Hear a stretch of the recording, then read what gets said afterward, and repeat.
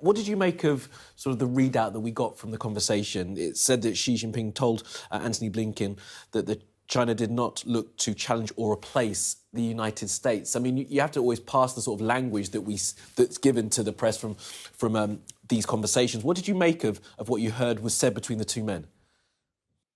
Well, in one sense, this is quite extraordinary because I think most people think China is trying to challenge, if you like, the position of the USA, and it's been a long-standing facet of Xi's strategy to do so. So for him to say something different probably tells us that he is keen right now to lower tensions. He doesn't want the level of, if you like, hostile words coming. I think that the spy balloon was fairly embarrassing for China as well recently, and I think the Chinese needed probably to make the first step in this regard, given the spy balloon fiasco, to come back and say to the Americans, look, okay, hands held up over that. We're not looking to do this, even though we might well be longer term. But we recognise right now we want to damp down tensions rather than increase them. And final thought then, Dr. Mendoza.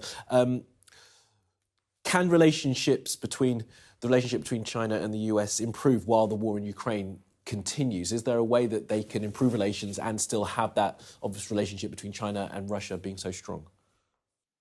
Well, I think that's a difficult one because obviously that relationship between Putin and Xi is absolutely fundamental. And on a geostrategic level, Xi does not want to see Putin defeated. It weakens China's position as well. It weakens, of course, if you like, the anti-American forces in the world. So it's going to be difficult, particularly if the Chinese do decide at some point to send, lethal equipment along. So far, it's been non-lethal. There was a discussion about that as well. But were that line to be crossed, I think that would create a new fault line in US-China relations. And I think it would lead to, again, an increase in those tensions. But I think right now we've seen that Xi has recognized that Putin's got into a bit of a mess, obviously, in Ukraine. It wasn't the plain sailing he was told it was going to be, quite clearly. He too wants to put Putin a little bit to one side and say, you can deal with me separately to him.